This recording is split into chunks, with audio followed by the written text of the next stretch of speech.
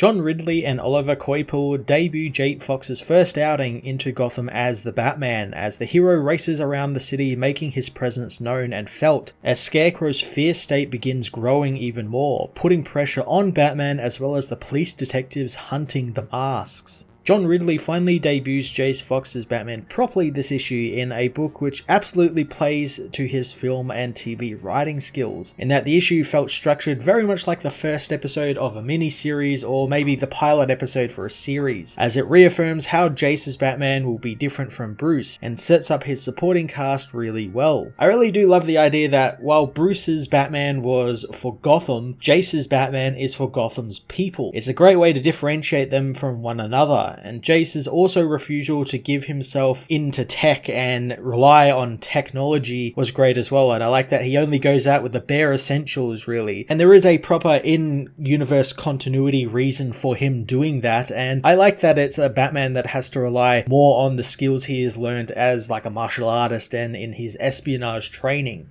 Oliver Coipel joins the book as the artist for the series, and man, his artwork is fantastic. I love his take on Jace's Batman and how he draws him to look and feel more agile and leaner than Bruce's Batman, and it's showcased through the artwork really well, particularly in the motorbike chase sequences and the knife fighting with the thug where he's just everywhere at once and no one can really get a bead on him because he's too fast.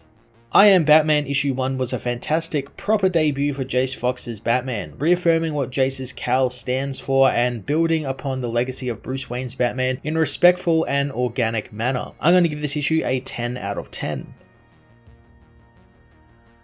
I Am Batman issue 1 finds Jace Fox donning the mask of a businessman as he helps his father Lucius with Fox Enterprises' day-to-day business, knowing he's become close with his father, but still, Lucius doesn't know everything. Jace heads to his Batcave, finding Vol has finished work on his new Batsuit, listing off what it can do, but knows that it's still quite bare bones as he has things like battens and a mask that should filter out the fear toxin bomb if it should go off. Instead of a belt full of gadgets as well, he has a belt full of burner phones, since as Jace puts it, the more tech he has, the easier the magistrate will be able to track him. Jace tells Vol that he doesn't know how to use a grapple gun either, so why should he have one as well? He knows that Batman is dead and they are using fear to control this city, so he needs to be someone they can believe in. Starting up his motorbike, Jace says that he'll be something actually real, not just something in the distance or in the darkness. As Batman races into Gotham City, Detective Chubb and Whitaker meet at the site of the riot, knowing that there was a mask at play there. Chubb knows the people are scared of them, the masks, and the magistrate because they forgot how to be part of a community. Whitaker thinks that she believes people should just worship the cops, but Chubb says she doesn't want that at all. She just wants a little respect. Whitaker hopes that with everything happening in this city right now, she will watch his back and he will watch hers. Elsewhere, kids begin tagging a building with graffiti as Batman appears, telling them their art is good, but they need to respect other people's property and maybe think about doing that somewhere else as he races off as the kids thought that Batman was dead.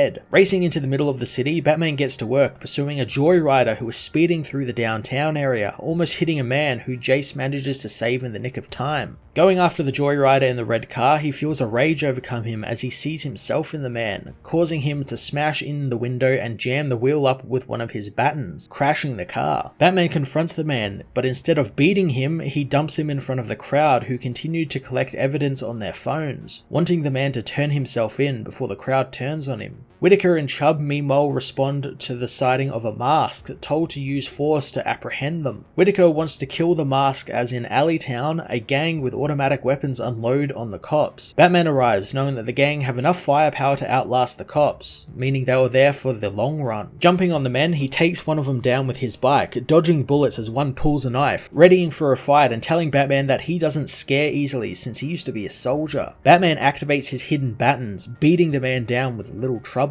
The cops arrest the man as one officer asks why he's there. Batman says that he's just trying to help out, but the officer wants to know why he's actually still there, since usually Batman beats up the bad guys and disappears. Batman says that he's trying to make sure people understand that Batman is there for the people. The officer tells him to get out of the area before more units come, since they usually aren't very cool with masks. Batman reaffirms to the men that he's as real as they get, and as long as the cops fight for what's right, they have a partner in him, and the others who refuse to, he'll be keeping an eye on. Jace returns to base, telling Vol that he had an eventful night, but he knows saving one person at a time won't cut it. But tonight, during all of it, he actually felt like Batman. Vol tells him he's not done yet, as they have tracked Vince Farrell, the owner of the warehouse that had the bodies in it that exploded a few nights ago, sending the info to Jace to deal with, as elsewhere, Chubb and Whitaker arrive at a crime scene, wanting to get evidence right away since the magistrate aren't there yet. Chubb knows that if the magistrate are the ones who shoot masks in the back, then who the hell has killed Anarchy here?